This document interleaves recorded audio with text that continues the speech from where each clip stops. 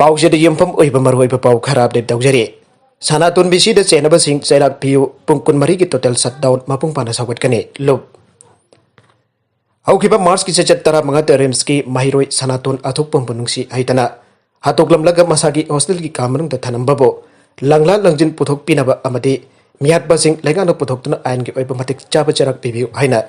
Union of social upliftment की general secretary R K तोंदोन थादोरपा जेरोलमन फोंदोरकले जेरोलसिन हाई म्यूट असिकी मतंगदा जेरोलसिन हाई मिहात असिकी मतंगदा सेमकिबा जस्टिस फॉर सनातोन अथोकपमना मियाम गलोइना संगसिलिबा खोंजंग असि था हेलाबा फावदा लैंगकना अचुंबा लंगला लंजिन पुथोकतना थमलिबा असि कारी मरम लैबगिनो लैंगकना हिरम असिदा पुनिंग चंगदबगी मतौ उबा फंगे माखुदा निमक मतुंगदा पुंदुना ममाइदा अमदि मनंगंदा फुबगी दाफम लैरमले हरिबा असि फावबा मिहात असि थिजिनबदा ngasi फावबा एफआईआर पालमदे हरिबा असिना मिहात पासिंग अदु कन्ननबा होनारिब्रा आइना चिंगनदबा ngamde लैखिद्रबम हैरोय सनातोन अथोकपम की मिहात चिकी मतंग जस्टिस फॉर सनातोन अथोकपमना संगसिलकबा खोंजंग की सरुकम ओइना आयंग सेचत कुनगा तरुक निंगथौकाबा नमित की नमिदांग वरम पुंग तरुक तगी एप्रिल की सेचत कुन तरेत की नमिदांग वरम पुंग तरुक फावबा कौरिबा पुंग कुनमरी की टोटल शटडाउन असिदा यूनियन ऑफ सोशल मपुंग फाना सावगटकनी अबदि मियाम अबदि लुपसिंगना पुना सावगटपियु आइना चेरोलसना फोंदोरकले मरगसिदा इमुंग मनुंग सिनदबा इसिंग लैबदा यामलबा सेनफम चादिंग तौरे पाउचेल डेक्स तगे हौजिक स्टेट असिदा लैरिबा बीजेपी न लुचिंगबा सरकार असिदा पब्लिक हेल्थ इंजीनियरिंग डिपार्टमेंट पीआईसीडी की मिनिस्टर ओइबा लोसी डिकोना स्टेट असिगी केंद्र हुंफुमक्ता मियामदा फबा सिनदबा इसिंग पिननबा खोनरकनी आइदा लाउथोकिबा असि यामना अचुंबा खोंथांग अम ओइबता नतना थागतनिंगाइने आइखोय मियोबना हिंगबदा इसिंग हाबसि जंगदबा याद्रबा जान मगुल एरबा पोसाकमने स्टेट असिदा सांगलबा चाही केयादा लेबा लैंगाक शासन तौदना लाखिबा तोंगन तोंगनबा सरकार ने मियामदा अफबा इसिंग पिनबा थोरांग तौदना जामलबा सेनफम कायथोक्तुना थादरबसु ngasi फोबा स्टेट असिगी लैरिबा केंद्र खुदेमक्ता मियामदा अफबा सिजनदबा इसिंग पिबा ngमदना लैरे ममांगदा लैकिबा ओ इबोबिने लुसिंगबा चाही 15 की लैंगाक शासन मनुंगदा रुपा करोड़ थाददुना मियामदा अफबा इसिंग पिनबा वाटर ट्रीटमेंट प्रोजेक्ट स्कीम कया पाइखटकेबा प्रोजेक्ट सिंग नत्रगना स्कीम सिंग अदु निंगथिना माइ पाकना मियामदा अफबा इसिंग पिबा ngमदना लैरे स्टेट असिगी चिंगी मफम दे मफम खरा लापना थमखरगा इम्फाल सिटी अमदी ग्रेटर इम्फाल की केंद्र Taret लैरिबा water treatment project नत्रगना scheme सिंग असिना मियामदा पिरिबा इसिंग असि निंगथिना मेंटेनेंस तौबगी खुदम नते मरमदे हौजिक मियामदा पिरिबा इसिंग असि दरकार ओइबा केमिकल सिंग सिनदुना आइखोय मियोइबना सिनबदा माइक मताइ चेंदबा अफबा इसिंग की मकुन अदु याउदे आइबसि मियामदा इखंग खंगनरबने ngahek leitana ising ki toti pipe ta mahik matai amot akai yaubada natana tilkang phawba yaure aiduna media da phongdokna rapakya yaukrabane marmadana hojik minister na paikhat liba kendra khodimakta afaba ising miyam da phanganaraba thawang asi yamna thakani ngai ne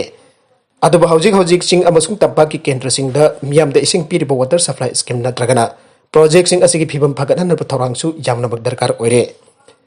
state asida miyam gi darkar oiba ising adu harvest scheme sing asidagi phangbangam dabadage हौजिक मियाम नन मिट खुदिंग इमुंग मनुंग की तकना चानाबा यावना सिनरेबा इसिंग की चांग tanker नत्रगन इसिंग बोतल सिंग लेदुना सिनरे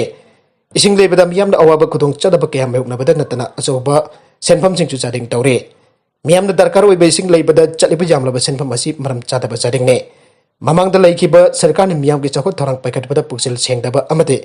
तुंग Koyna चनगदबा plan जाउदबा थोरांग सिंग चथखिबा अदुगी माइना ngasi आइखोइना फबा इसिंग फंगदन लैरिबने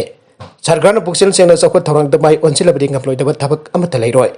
आइखोइगी state असि हौजिक असोइबगी असोइबा ngakta थेंगनदुन लेबना लैंगाक चुपली पारिबुल सिंग Bassein पुक्सिल सेंगना असुंबा लंबिदा चलबदे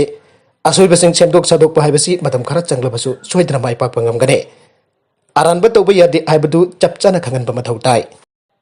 atopa pau amadana covid hospital gi ICU manakta oxygen tank bokhaiduna mai horokpadagi patient kuntaret sigre Baghdad की खरमद लैरिबा कोविड हॉस्पिटल अमा मई चाकपदा पेशेंट कुंतरेत सीखरे अमसों निफु तरुकना अशोकपन नंखरे इराक के कोनुंग दियाला थोंग मनाक्त लैबा इवने खातिफ हॉस्पिटल द मई चाखिबा अदो ऑक्सीजन टैंकर अमा पोखाइबदगी ओइरखिबने हाइरे एम्बुलेंस कया अमन हॉस्पिटल अदुदा संगसिलक्तुना अशोकपा अमसों सोक्तबा पेशेंट सिंग हॉस्पिटल अदुदगी पुथोखे इराक की सिविल डिफेंस यूनिट दगी फंगबा पाउना आइखिबदा हॉस्पिटल अदुगी ICU की फ्लोर दगे आवरकपने मियोई चामकुन की मनुंगदा मरफुदरा दिक्कन बंगमखे मयदो हौजिक मुथतपा ngamle आइना मेजर जनरल खादिम बोहन आइखे इराक की हेल्थ केयर सिस्टम डिकेस कियादगी थमलकपा सैंक्शन सिंग अमसों लान सिंगना मांग ताहन खरबने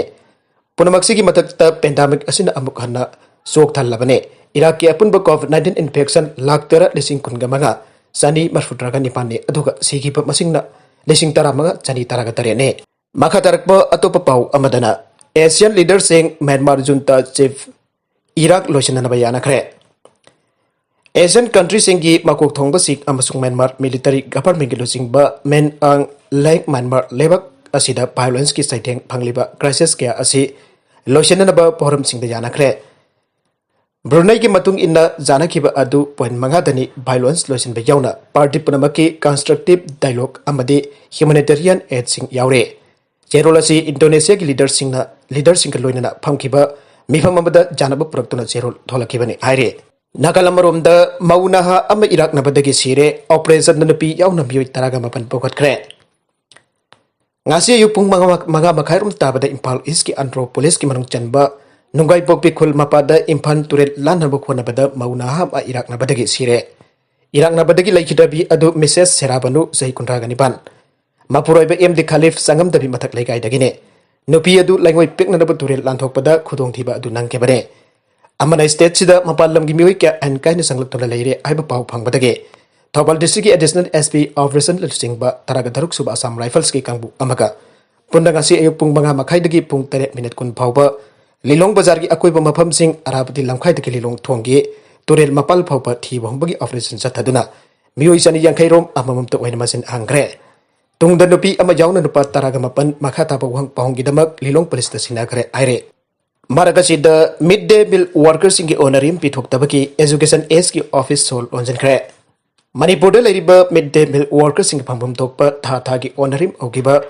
लिसिंगनी कुन की जुलाई था की औजिक फाव पिथोक पिदन लाकनदुना थंबीबबो यामना कन्न जानिंगदब फंगदोक्तुना mid day meal workers union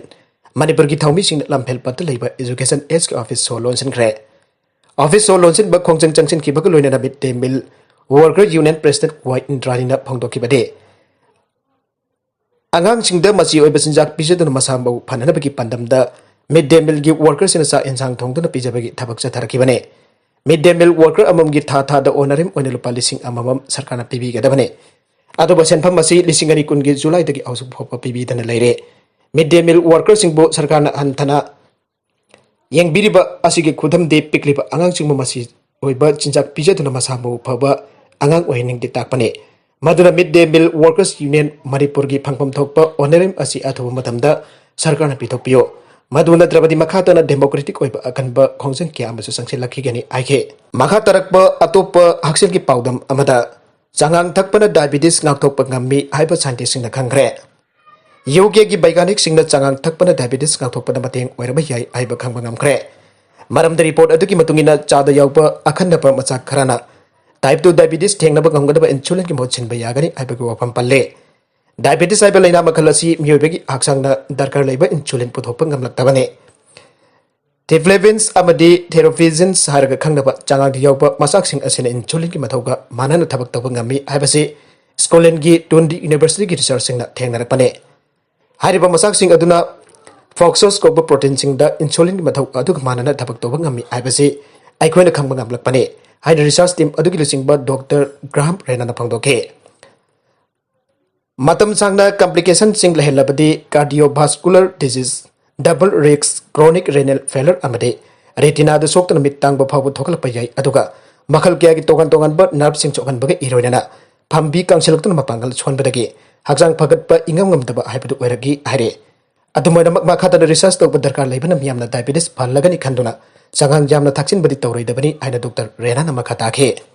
अरोइबेदो content सिंग असिगे मारो इबा पाउ खरा असि पाउ दमजरिबा Manipur local news YouTube channel अमदी फेसबुक पेज असिदगी येंगबिरिबो पुनमक पथागचरी चैनल असिना तोमता कानरबदी सब्सक्राइब तौबिद्रिबसना सब्सक्राइब तौबिरम लोइना लाइक एंड शेयर तौबसु काविगन पुनमकपो अमखाना थागचरी।